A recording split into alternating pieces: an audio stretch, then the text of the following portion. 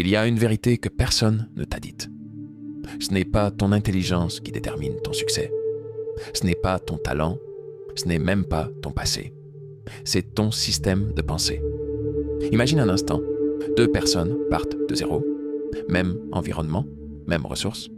L'un finit riche, libre, accompli. L'autre abandonne, échoue, se perd.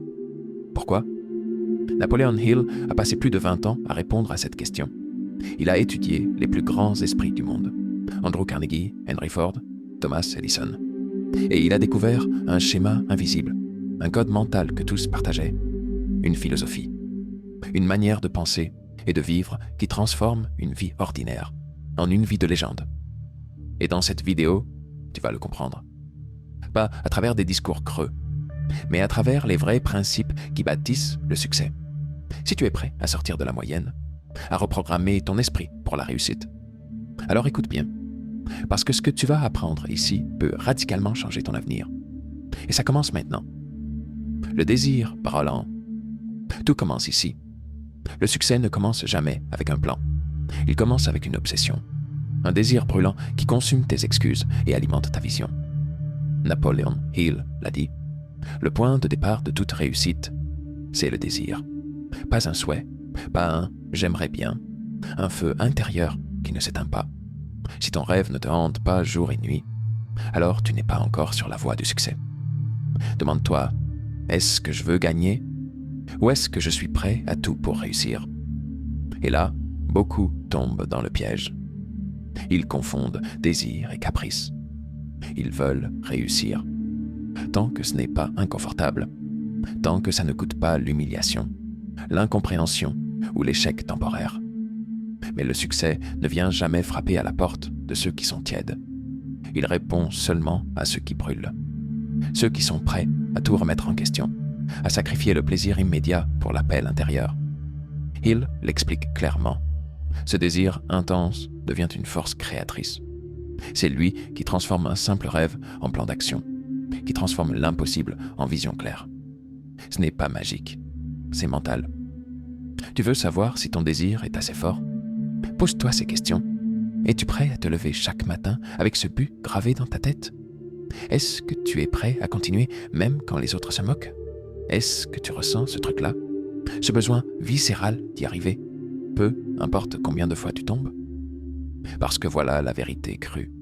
Le monde n'ouvre ses portes qu'à ceux qui frappent fort, longtemps, sans relâche. Ceux qui ne demandent pas la permission d'être grands. Ceux qui se lèvent avec une idée et qui se couchent avec le même feu dans la poitrine. Napoleon Hill nous raconte cette histoire vraie. Un homme voulait extraire de l'or. Il a creusé, jusqu'à abandonner. Il a vendu son matériel. L'acheteur a engagé un expert et a trouvé une veine d'or à seulement 1 mètre de là où l'autre s'était arrêté. 1 mètre. Pourquoi? Parce que l'un avait un souhait, l'autre avait un désir brûlant et une persistance. Si tu veux changer ta vie, commence par rallumer ce feu. Pas demain. Maintenant. Prends une feuille, écris ce que tu veux vraiment. Écris-le avec rage, avec clarté, avec conviction. Accroche-le au mur. Lis-le tous les jours. Parle-lui. Ressens-le. Parce que si ton désir devient assez fort, il déplacera la peur. Il étouffera le doute. Et il fera plier la réalité jusqu'à ce qu'elle se conforme à ta vision. Tu veux réussir? Brûle pour. 2. La foi? La foi, ce n'est pas religieuse ici. C'est mental, c'est émotionnel. Hill parle de foi comme d'un état mental créé par l'autosuggestion. Plus tu répètes une chose avec conviction, plus elle devient ta réalité. Ce que tu crois profondément devient ton expérience. Tu veux le succès? Alors programme ton esprit à le voir comme inévitable. La foi, c'est l'arme des indestructibles. Ceux qui tombent, doutent, mais avancent quand même. Parce qu'au fond d'eux, ils savent déjà qu'ils vont y arriver. Ferme les yeux. Respire. Écoute ce qui se passe en toi, pas autour, en toi. Il y a une voix, parfois faible, parfois étouffée par la peur, par l'environnement, par l'échec. Mais elle est là. Et si tu l'écoutes vraiment, elle dit « Continue, tu es destiné à plus ». C'est ça, la foi. Ce n'est pas de l'espoir, ce n'est pas du rêve. C'est une certitude profonde, inébranlable, que ce que tu veux est déjà en route vers toi. Que ton succès n'est pas une question de chance. C'est une vérité que ton âme a déjà acceptée. Napoleon Hill le dit clairement. La foi est le seul antidote connu à l'échec. Mais cette foi, tu ne l'attends pas, tu la cultives, tu la construis chaque jour avec tes mots, tes pensées, tes images mentales. C'est là que l'autosuggestion entre en jeu. Tu peux reprogrammer ton cerveau. Tu peux répéter une vision, une phrase, une affirmation, encore et encore, jusqu'à ce qu'elle devienne ton état naturel. Pas juste mentalement, émotionnellement. Tu veux réussir? Commence à parler à ton subconscient comme s'il était déjà millionnaire, comme s'il avait déjà atteint ses objectifs. Dis-lui, je suis né pour accomplir des choses grandes. Dis-lui, je suis digne du succès, je suis prêt, j'avance. Tu ne le croiras peut-être pas au début, mais répète-le avec foi, chaque jour, chaque nuit, car la répétition associée à l'émotion est la graine de la transformation. C'est ce que Hill appelle le dialogue intérieur maîtrisé. Il ne s'agit pas de mentir à ton esprit, il s'agit de le guider, jusqu'à ce qu'il voie ce que ton cœur sait déjà. Regarde autour de toi, tout ce que tu vois a été d'abord cru par quelqu'un. L'immeuble dans lequel tu es, la voiture qui passe, le téléphone que tu tiens, tout. Quelqu'un y a cru, avant même que ce soit réel. Alors pourquoi ne pas croire en ton rêve, à un point tel que même l'échec aurait honte de te détourner? La foi, ce n'est pas l'absence de doute. C'est avancer avec le doute, mais sans jamais permettre qu'il domine. C'est tomber, saigner, se relever et dire « je sais que je vais y arriver ». Parce qu'en vérité, le succès appartient à ceux qui ont vu la lumière, même quand il faisait encore nuit. Le pouvoir du cercle. Dis-moi qui sont tes 5 personnes les plus proches et je te dirai si tu vas échouer ou réussir. C'est aussi simple que ça. Hill appelle ça le cerveau collectif. Tu veux devenir millionnaire, mais tu passes tes journées avec des gens qui se plaignent? Tu rêves de liberté, mais ton entourage te tire vers le bas? Il est temps de couper, sans pitié. Chaque relation est une énergie. Tu avances ou tu recules. Choisis. Parce qu'en matière de succès, ton environnement décide de ton élévation. Tu veux réussir? Commence par regarder autour de toi. Pas dans le ciel, pas dans les livres, autour de toi. Qui est à ta table? Qui a accès à ton énergie? Qui a le droit de parler dans ta tête, même quand tu ne demandes rien? Tu ne peux pas créer une vie exceptionnelle avec des gens ordinaires qui pensent petit, qui vivent dans la peur, qui détruisent leur propre potentiel et qui détruisent le tien par la même occasion. Tu es la moyenne des 5 personnes que tu fréquentes le plus. C'est mathématique, c'est mental, c'est énergétique. Napoleon Hill l'appelait le mastermind. Ce n'est pas juste un groupe d'amis, c'est un cercle stratégique, une fusion d'esprits qui s'unissent dans un but commun et qui élèvent leur conscience ensemble. Hill dit « Nul ne peut réussir seul. Le pouvoir vient de l'alliance d'esprits focalisés. » Mais voilà la vérité qui dérange. Tu veux voler, mais tu traînes avec des gens qui rampent. Tu veux construire un empire, mais tu passes tes soirées avec des gens qui parlent de Netflix, de ragots et de ce que les autres font. C'est toxique, et tu le sais. Chaque personne que tu laisses entrer dans ta vie est soit un moteur, soit un frein, un accélérateur ou un poison lent. Il n'y a pas de juste milieu. Pas quand on parle de réussite réelle. Pas quand tu veux changer ta vie pour de vrai. Et parfois, ce n'est pas la haine qui te retient, c'est l'affection mal placée. Tu veux garder cette amitié d'enfance? Très bien. Mais est-ce qu'elle t'élève? Est-ce qu'elle te rappelle ta mission? Ou est-ce qu'elle t'ancre dans une version de toi que tu essaies justement de quitter? Ce n'est pas cruel de couper, c'est stratégique. Tu ne dois rien à ceux qui ne veulent pas grandir. Tu ne dois pas te sentir coupable de vouloir t'élever. Tu ne dois pas rester loyal à des cercles qui ignorent ton feu intérieur. Tu veux changer ta vie? Commence par changer de conversation. Change de pièce, change d'ambiance. Mets-toi avec des gens qui parlent de vision, de discipline, de croissance, d'investissement, d'impact. Pas de météo, pas de drama, pas de « j'ai peur ». La peur est contagieuse. Le doute est contagieux. Le succès aussi. Alors choisis, tu veux rester fidèle à ton passé ou tu veux construire ton avenir? Parce qu'à la fin, ce ne sont pas les talents qui gagnent, ce sont les cercles. Et si ton cercle ne te pousse pas à te surpasser, alors tu n'as pas un cercle, tu as une prison. 4e, l'action déterminée. Des idées sans exécution, c'est du vent. Hill martèle que la connaissance ne vaut rien sans l'action organisée. C'est là que 99% échouent. Ils lisent, ils rêvent, ils parlent, mais ils n'agissent pas. Il ne suffit pas de vouloir. Il faut un plan, une stratégie, une routine. Le succès n'est pas spectaculaire. Il était répétitif, ennuyeux parfois, mais chaque petite action, chaque pas aligné avec ta vision, crée une dynamique impossible à arrêter. C'est ça, la vraie discipline. Tu veux changer ta vie? Pose cette question. Qu'as-tu fait aujourd'hui qui t'approche réellement de ta vision? C'est ici que tout le monde se perd. On admire les histoires de succès, les discours puissants, les citations inspirantes. Mais une vérité brutale s'impose. Le succès n'est pas une émotion, c'est une structure. Napoleon Hill ne t'invite pas à rêver, il te pousse à construire. Il disait, les pensées ne valent que lorsqu'elles se traduisent en actions concrètes. Et cette action-là, elle ne vient pas par hasard. Elle vient d'un plan clair, d'une discipline froide, d'une volonté qui n'a pas besoin d'excitation pour exécuter.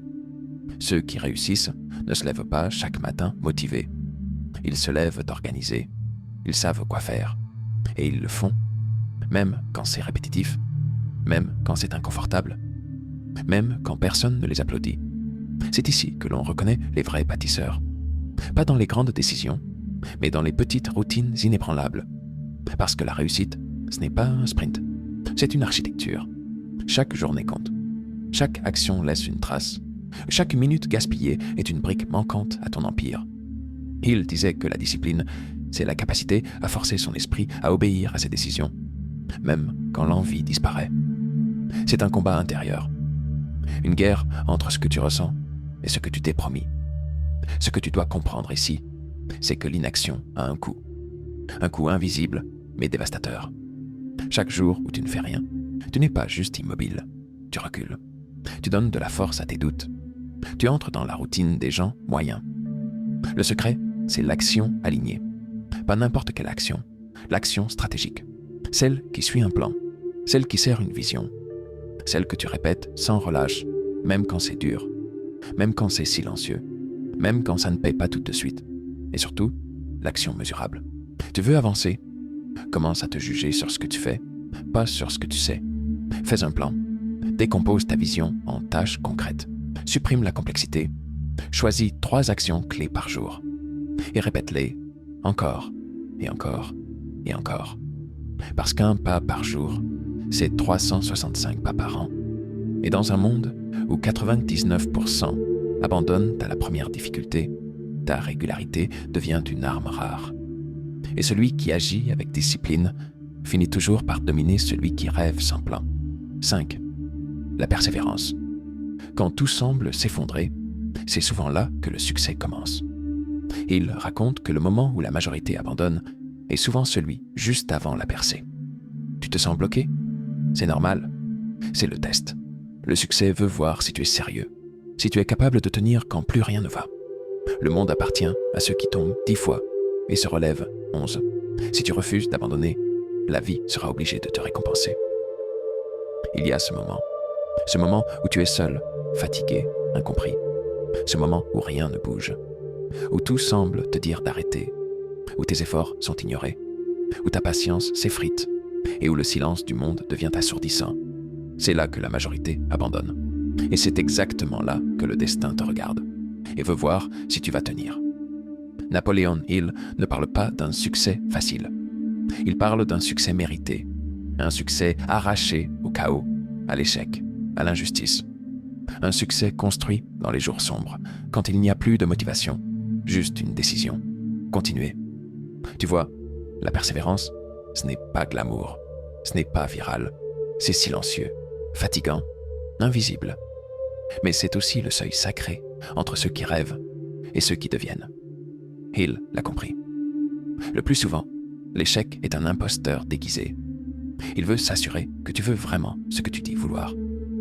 Alors il teste, il t'épuise, il t'isole. Mais si tu tiens, si tu refuses de céder, c'est là qu'il se plie. pose-toi cette question. Et si ta rupture était à 2 pas? Et si demain changeait tout, mais que tu abandonnes ce soir? Imagine vivre toute ta vie sans savoir à quel point tu étais proche. C'est ce qui arrive à des millions. Pas parce qu'ils étaient mauvais, pas parce qu'ils n'avaient pas de talent, mais parce qu'ils ont abandonné trop tôt. La vérité, c'est que la douleur n'est pas un signe d'échec. C'est un passage, un rite, une initiation. Tu veux un grand rêve? Prépare-toi à payer un grand prix. Et ce prix, c'est souvent la solitude, la fatigue, l'incertitude et le choix de continuer quand même. Ce n'est pas ton talent qui impressionnera la vie. C'est ta capacité à tenir quand tout te dit de lâcher, à croire un peu plus fort, à te relever encore une fois, même quand tu n'as plus de force. C'est ça, la foi en action. C'est ça, la persévérance. Et tu sais quoi? Le monde finit toujours par respecter les acharnés. Il oublie ceux qui abandonnent, mais il immortalise ceux qui tiennent. Alors oui, tu vas pleurer. Oui, tu vas douter. Mais ne lâche pas. Pas maintenant. Pas après tout ce chemin. Parce qu'un jour, tout ça aura du sens. Et tu comprendras que chaque nuit, sans sommeil, chaque silence, chaque chute, t'a construit pour recevoir ce qui est à toi. Le pouvoir du but, clair. Hill insiste sur une chose essentielle, un but principal défini. Si tu ne sais pas exactement ce que tu veux, comment veux-tu que l'univers t'aide? Un but clair oriente tes décisions. Il canalise ton énergie. Il donne du sens à ta douleur. Tu ne peux pas courir dans toutes les directions. Le succès exige une trajectoire. Note ton objectif. Répète-le. Respire-le.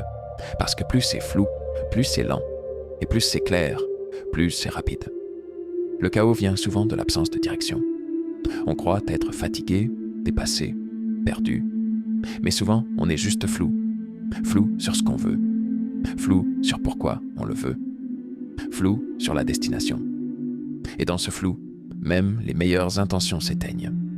Napoléon Hill le savait. Il ne parlait pas simplement de rêver à une belle vie. Il parlait d'avoir un but principal défini. Une cible précise. Pas un « j'aimerais bien », mais un « je veux ça », avec des mots nets, une vision solide, une clarté chirurgicale. Pose-toi la question. Est-ce que tu peux écrire ton objectif en une seule phrase? Pas deux, une. Et si tu ne peux pas, alors tu ne l'as pas encore trouvé. Parce que quand tu sais exactement ce que tu veux, quelque chose de subtil change. Ton cerveau commence à filtrer les distractions. Ton énergie devient plus directionnelle. Tu n'avances plus en mode brouillard. Tu avances comme un laser. C'est là que le but devient un guide silencieux. Chaque décision, chaque opportunité, chaque obstacle, tu les regardes différemment. Tu te demandes, est-ce que ça me rapproche de mon but ou est-ce que ça m'éloigne? Et rien que cette question change tout. Hill disait que ceux qui réussissent écrivent à leur but, le répètent, le visualisent. Pas une fois, pas deux, chaque jour. Parce qu'un but oublié devient une vie en mode automatique, mais un but répété devient un cap. Et attention, il ne s'agit pas juste de grands rêves flous comme « je veux être riche » ou « je veux être libre ». Il s'agit de définir ce que tu veux, quand, comment, avec qui, pourquoi. La clarté, ce n'est pas un luxe, c'est une arme. Et plus c'est clair, plus c'est rapide. Pourquoi? Parce que l'univers n'aide pas l'indécision. Parce que ton subconscient ne sait pas activer un signal brouillé. Parce que tu ne peux pas courir dans toutes les directions en même temps. Le succès exige une trajectoire. Et cette trajectoire, c'est toi qui l'as choisie. Alors arrête-toi un moment. Prends une feuille. Écris ton but. Relis-le. Affine-le. Tu n'as pas besoin de 100 objectifs. Tu as besoin d'un seul, mais impossible à ignorer. Ce but-là sera ton repère. Ton point fixe dans le tumulte. Celui qui t'aide à ne pas abandonner quand tout s'effondre. Celui qui donne un sens à l'effort, une direction au chaos et un prix à la douleur. Le succès, ce n'est pas une coïncidence. C'est une construction mentale. Ce que Napoléon Hill a mis des années à décoder. Tu l'as maintenant entre tes mains. Désir brûlant, foi, action organisée, persévérance, but clair, entourage puissant. Ce sont les briques de ta transformation. Et il n'en manque aucune. Mais souviens-toi, la connaissance ne vaut rien sans application. Tu peux regarder cette vidéo, hocher la tête, Ou tu peux décider que ça s'arrête ici, que l'ancienne version de toi ne revient plus. Alors choisis. Sauvegarde cette vidéo, reviens-y. Applique chaque point et partage-la à quelqu'un que tu refuses de voir échouer. Parce que si tu veux que le monde change, ça commence par toi, maintenant.